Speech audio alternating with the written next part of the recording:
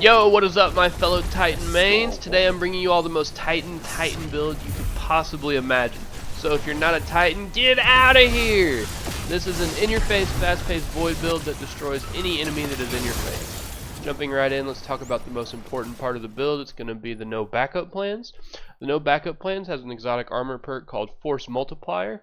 While you have a void super equipped, rapid shotgun final blows or defeating a powerful combatant with a shotgun will grant a void overshield and start health regeneration.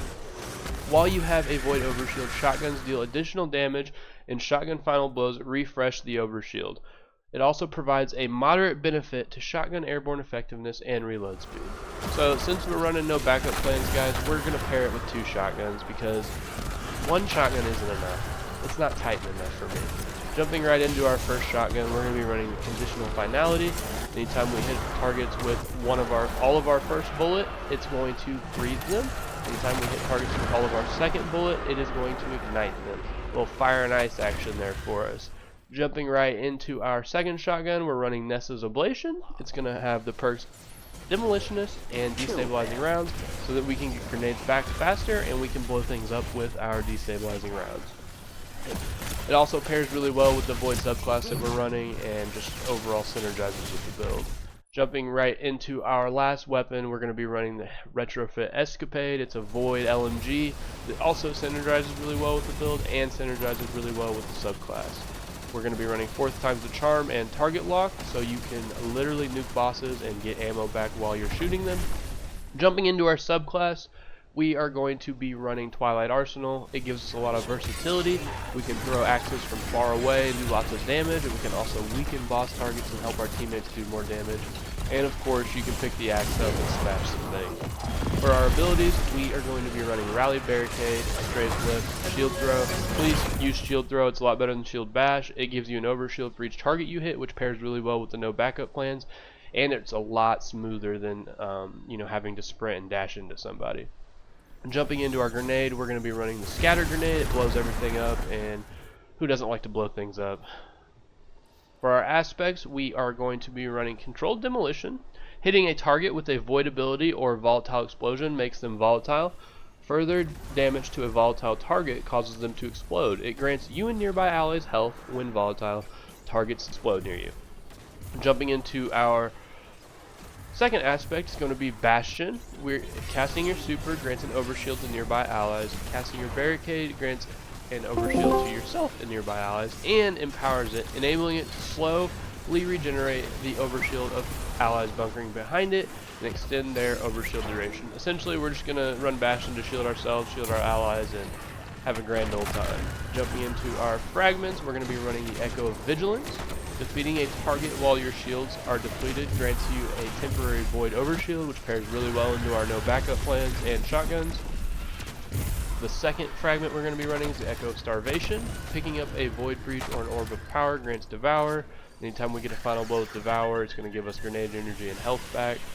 And then our third fragment is going to be the Echo of Persistence. Void buffs applied to you, invisibility, overshield, and Devour have increased duration. So we're going to have lots of overshields and lots of Devour. So we're going to get those for even longer than normal, and it's going to be an awesome time. Jumping into our last fragment, we are running the Echo of Instability. Defeating targets with grenades grant volatile rounds to your void weapons. So our Nessa's Oblation and our Retrofit Escapade are going to get volatile rounds anytime we get a grenade kill, and they are going to obliterate the map. Jumping into our stats, we are going to go for 100 resilience, 100 strength, and then get your discipline as high as possible so you can cycle your abilities and blow things up. Jumping into our armor mods, for our helmet, we're running Double Special Ammo Finder and Harmonic Siphon, since we are running a Void subclass with 2 Void weapons. Jumping into our gauntlets, we are using the Firepower armor mod. Our grenade final blows are going to create orbs of power. We're also using heavy-handed. Our melee final blows are going to create orbs of power.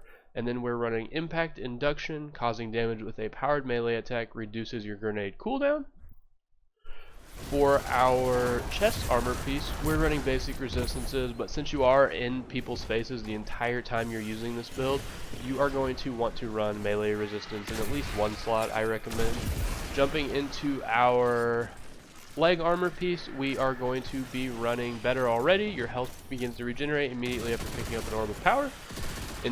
Innervation reduces grenade cooldown each time you pick up an orb of power, and Invigoration reduces melee cooldown each time you pick up an orb of power. For our Titan mark, our armor mods are going to be Outreach, reduces melee cooldown when using your class ability. Bomber reduces grenade cooldown when using your class ability, and Distribution reduces all abilities cooldowns when using your class ability near targets. So we are essentially just going to be cycling abilities so we can get them back up and generate lots of explosions and kills and overshields, and it's going to be a great time. And then, as always, for your artifact this season, we want to make sure we have Expanding Abyss on. Void sources deal increased damage to weakened targets.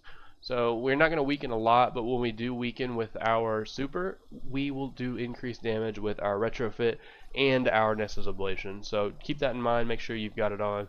But that's the build, guys. Hope you enjoy. Go out there and Titans. Peace!